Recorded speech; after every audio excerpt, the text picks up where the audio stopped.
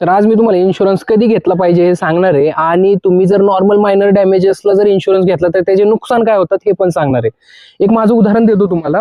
तर इथं मला डेंट पडलेला, हा नॉर्मल डेंट पडलेला पार्किंग मध्ये. याचं ज्यावेळेस मी बाहेर चेक केलं त्यावेळेस मला 3,000 रुपये सांगत होते, आणि मी ज्यावेळेस शोरूम मध्ये गेलो तर शोरूम मध्ये मला जवळपास 8-10 हजार रुपये जे सांगितले आणि क्लेम करा म्हणले.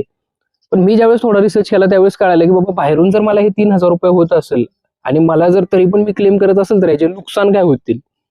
तर नुकसान, पहिली गोष्ट तुमचे जर तुम्ही मायनर डॅमेजेसला गेला तर नुकसान, पहिली गोष्ट तुम्हाला जो तुमचा नो क्लेम बोनस असतो जो प्रत्येक वर्षी मिळतो तो मिळत नाही तुम्हाला. दुसरं म्हणजे तुमचा प्रीमियम सपोज आता 20,000 रुपये एका वर्षाला, तर तो वाढायचे चान्सेस असतात, मोस्टली चान्सेस असतात, वाढतातच समजून घ्या. तिसरी गोष्ट म्हणजे तुमच्या गाडीवर डायरेक्ट ऍक्सिडेंटल हे काय बोलतात क्लेम पडतो. ओके, ती हिस्ट्री तुमची राहते. सपोज तुम्हाला 5 वर्षानंतर आता गाडी विकायची, रिसेल करायची, सेल करायची, तर तो ऍक्सिडेंटल डॅमेजमुळे तुमच्या गाडीला जे 5 लाख रुपये मिळणार होते, 6 लाख रुपये मिळणार होते, ते कमी होणार. हे महत्वाचे 3 डिसएडव्हान्टेजेस आहेत. तर आता इन्शुरन्स घ्यायचा कधी?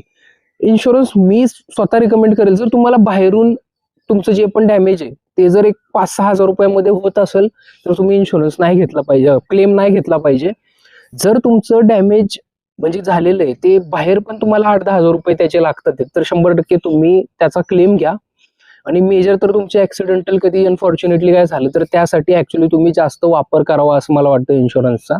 आय होप तुम्हाला माहिती इन्फॉर्मेटिव्ह वाटली असेल. काही याच्याबद्दल क्वेश्चन असतील तर मला एकदा कमेंट करून किंवा नॉर्मल मेसेज करून विचारा. फॉलो करा आपल्या चॅनलला. थँक्यू.